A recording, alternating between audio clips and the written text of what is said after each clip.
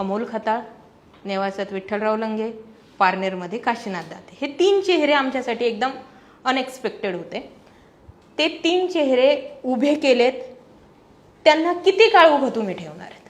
पहिला प्रश्न. दुसरा प्रश्न, अमोल खताळांना तुम्ही बळीचा बकरा तर बनवणार नाहीत. कसं काय तुम्ही थोरात आणि विखे दोन्ही कारखान्याची निवडणूक डायरेक्ट बिनविरोध होऊन दिली? जिथे तुम्ही एकमेकांचे परस्पर विरोधी झाले, अमोल खताळ बोलतायत की आम्ही उभं राहतोय आणि तुम्ही म्हणतात नाही बिनविरोध होतीये. तिकडे विठ्ठलराव लंगे समजा ते बीजेपीतच होते, त्यांनी शिंदे गटात येणं, अमोल खताळांनी शिंदे गटात येणं, दोघांनाही एबी फॉर्म तुम्हीच देणं, हे सगळं जे घडलंय हे किती काळापर्यंत राहणार आहे यांचा खूप मोठा गेम होऊ शकतोय मध्ये. काशीनाथ दाते पुढच्या निवडणुकीला आहेत की नाही या पोझिशन मध्ये ते येणार नाहीत ना, की ज्यांना उभं केलंय आता तुमचा बदला पूर्ण झालाय, आता पुढे काय? तो निर्णय सुजय विखेचा नाही.